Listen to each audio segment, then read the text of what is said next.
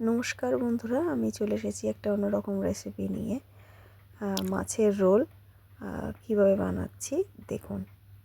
প্রথমে আমি 4টে পেটি মাছ পিস নিয়ে নিয়েছি পোনা মাছের।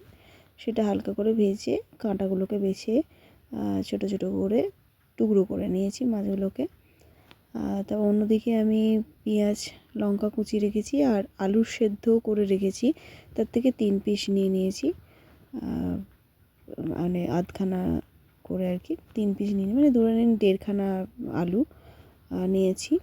আর সেটাকে ভালো করে মশলা দিয়ে মেখে নেব।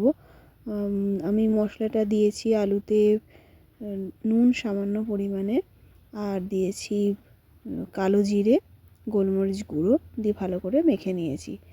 এবার অন্যদিকে একটু পেঁয়াজ কড়াতে সাদা তেল নিয়ে হালকা করে ভেজে নিয়েছি, তাতে রসুন আর আদা বাটা দিয়েছি।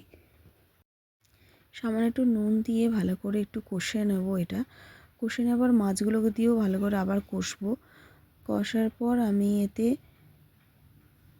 আলুটা যেটা মেখে রেখেছিলাম সেটা দিয়ে দেবো, আর দেবো 2 চামচ মতো টক দই, আর এটা বাড়িতে ভাজা মশলা করে রেখেছিলাম সেটা 1/2 চামচ মতো দিয়ে দেবো। দিয়ে ভালো করে পুরটা মোটামুটি কষা কষা হয়ে গেলেই ভাজা ভাজা মতো হলেই রেডি। এবার অন্যদিকে ময়দা দিয়ে আমি লেচি করে রেখেছিলাম, সেটা বেলে আমি ভেজে নিচ্ছি। ভেজে এবার এর উপর জাস্ট পুরটা দিয়ে দেবো, সস দেবো, কাঁচা লঙ্কা পেঁয়াজ দিলেই আমার ফিশ রোল রেডি। আর এটা এত সুন্দর খেতে হয়, বড় থেকে ছোট সবাই এটা খেতে পারবে।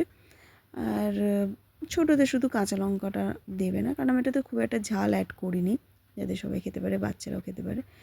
আর যারা মাছ পছন্দ করে না তারাও ভালোবেসে এটা খাবে। বাড়িতে ঝটঝট বানিয়ে ফেলুন। আর এই শীতের মরশুমে তো দারুণ লাগবে খেতে, গরম গরম রাতের ডিনার।